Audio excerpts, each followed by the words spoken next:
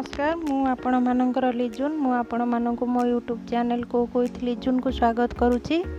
आज मु आपण मानकु रसगोल्ला रेसिपी देखेबी। देखंतु ए रसगोल्लाटी केते सुंदर लागुची। आगो को राखी पूर्णिमा अछि। ए राखी पूर्णिमा रे आपण माने याकु निश्चिंत बनाबा सॉफ्ट रसगोल्ला केमती बनेबा सेति पई देखंतु मु 1.5 लीटर खीर नेछि। आकु मु एबे गरम करिवि।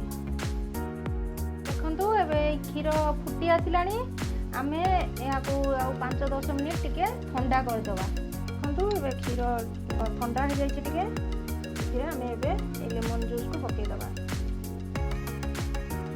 मु लेमन जूस रे टिके पानी मिसै दै छि।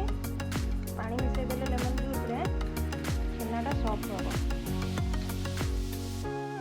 देखंतु एबे पूरा छेनाटी हमर छिंडी जाय छि।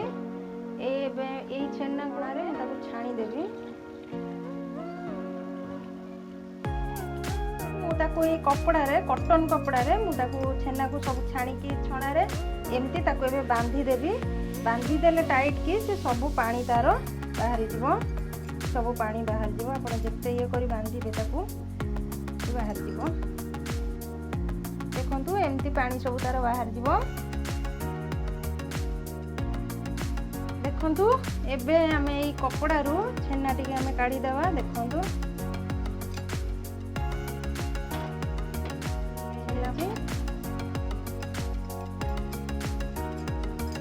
एबे ए छेना टिके हमें भलो से ताको घसी देबा।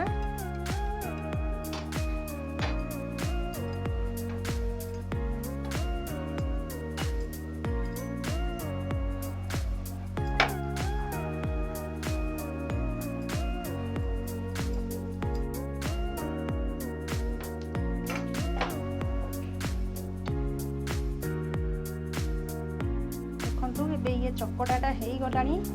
जेतबळे थाली रे एमती आपनकर न लागिबो एमती उठी जीवो पूरा सेतबळे जानिबे आपनक चकटाटा हेई गला। देखंतु आ थाली रे लागुनी चकटाटा को शेप दबा।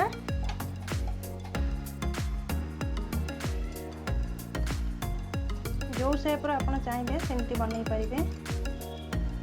देखंतु मु एई भली शेप दउची। देखंतु केते भलो सुंदर देखा जाउची।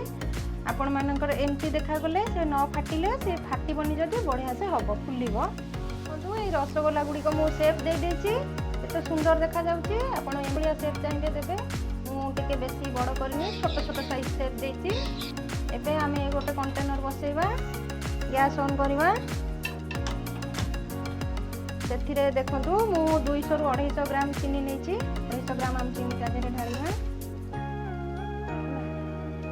सेतेरे 2 ताटिया पानी दे दबा।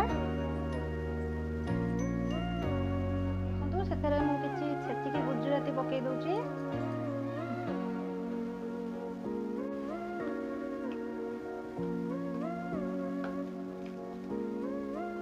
एबे से फुटू जे पानी आ टिके फुटी गले सिरा चीनी सिरा आमे सेतिरे ए रसगोल्ला गुडी को पकेबा।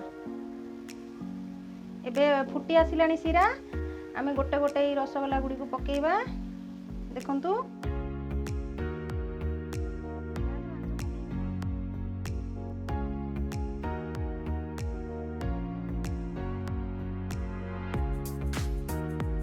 देखंतु आमे टिके सेतिरे ताकू 5 मिनिट घोड़ेबा बेसी नै। एबे आमे ए घोड़न टिके तार काढीबा। देखंतु रसगोल्ला गुडी को केमिति फुली जाई छी। देखंतु आमे ताकू टिके उल्टै दबा। एमती फुली आसी। देखंतु फुली आसिलानी पूरा। आउ 5 मिनिट आमे ताकू फुटेबा। उल्टै दे किंती धीरे धीरे एमती चामच रे एमती धीरे धीरे उल्टै देबे। उल्टै की ताकू आ टिके घोड़ै देबे। देखंतु एबे ये हेई आसलानी। आमे एबे गैस ऑफ कर दबा। आकू ठंडा होला परे आमे सर्व करबा। देखंतु ए रसगोल्ला को मु एबे सर्व कर देई छी। आपण मानको ए रसगोल्ला पसंद आसिले लाइक शेयर सब्सक्राइब करिवे। आ फेसबुक इंस्टाग्राम में भी मते फॉलो करि परिबे। Link in the description.